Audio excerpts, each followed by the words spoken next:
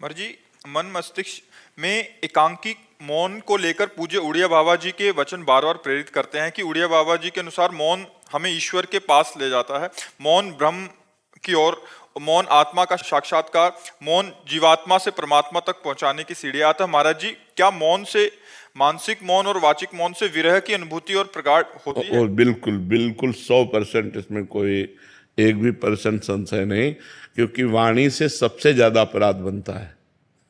हंसी मजाक, झूठ बोलना, कई तरह की ऐसी बातें होती हैं जो हमारे वाणी से अपराध बन जाते हैं, और वाणी का बहुत बड़ा प्रभाव पड़ता है। अब जैसे हम वाणी से मौन हैं तो वो धीरे धीरे मन पर भी प्रभाव पड़ने लगता है।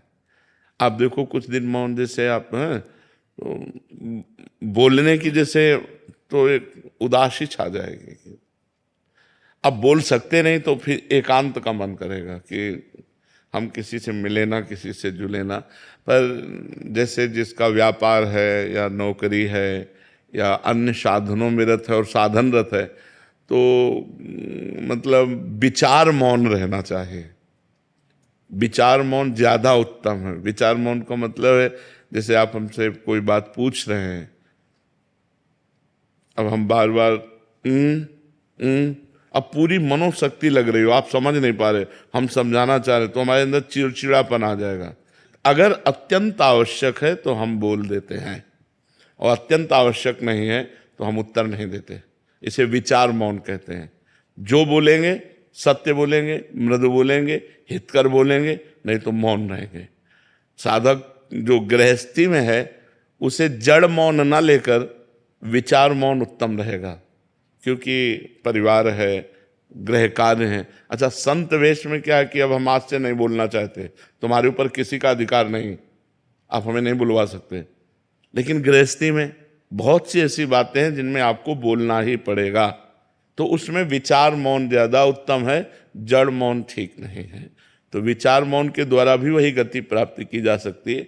वाणी का सद्व्यवहार परमार्थ को पुष्ट करता है, या वाणी का मौन, दोनों पुष्ट करते हैं। तो हम सद्वाक्य बोल करके, सद्व्यवहार करके अपने मन को निसंकल्प बनाएं, अपने मन को मौन की तरफ ले जाएं। मन का संकल्प रहित हो जाना ही सच्चा मौन है। तो इसके लिए वाणी का मौन सहयोगी है, पक्का सहयोगी, क्योंकि अपने लोगों ने इसका आश्रय लिया है, इसका सहारा लिया है, आज भी है। शाम टाइम हमको, इस समय तो हमारा ये सेवा रहती है, इसके बाद फिर हम कोशिश करते हैं कि हमें मौन ही रहना पड़े। इशारे से बात कर ली, जैसे कोई बात है कि आप अगर बहुत बोलना हुआ तो 2 शब्दों में बोल दिया, यानी शांत अपने सुमिरन चिंतन में। तो ऐसा है, व्यवहाररत उपासक को विचार मौन रहना चाहिए। हाँ, सबको चाहिए। हम व्यर्थ में क्यों बोलें, हम क्यों गाली गुप्ता करें, अपनी जवान गंदी करें, झूठ बोलें, व्यर्थ में क्यों बोलें।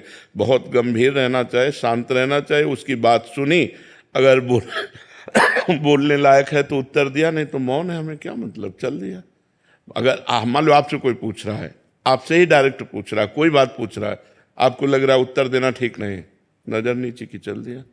वो आदमी जो समझे, पागल समझे, अभिमानी समझे, जो समझे वो समझा करे। आप तो प्रपंच रहित हैं, और जो साधक है वो समझ जाएगा, बड़ा प्रवीण साधक है, अपने आप को कैसे बचाता है, देखो मौन होकर बचा लिया। शांत बिल्कुल बहुत जरूरी है। नहीं, वाणी से इतने अपराध बनते हैं कि लोग समझ नहीं पाते। वाणी से अपराध ही अपराध बनते रहते हैं, शरीर से और वाणी से ज्यादातर अपराध बनते रहते हैं। इसीलिए परमार्थ में उन्नति नहीं हो पाती। अगर शरीर और वाणी निष्पाप हो जाए तो मन बहुत जल्दी भगवान में लग जाए। इसीलिए देखो, संतों को देखो, बड़ा पवित्र स्नान, कपड़ा लत्ता सब पवित्रता से रहना, कि हमारा शरीर निष्पाप हो जाए, हमारी वाणी निष्पाप हो जाए, तो मन भगवान में लग जाए। मन का तन और वाणी से बड़ा संयोग है। हम जहाँ बोलते हैं मन हमारा वहीं जाता है, हम शरीर से जो क्रियाएं करते हैं मन उसी में जाता है, जो संबंध रखते हैं। अगर हमारा देखो, तभी 3 की शरणागत कही गई, तन वांग मनो भी, शरीर मन और वाणी, वांग तनु वांग मनो भी, 3 का बहुत बड़ा योग है साधना में। तो हम शरीर को पवित्र रखें, वाणी को कम बोलने का अभ्यास रखें, दूसरे को ज़्यादा बोलने दें, अपने बहुत सोच समझ के उत्तर दें और भगवान का नाम स्मरण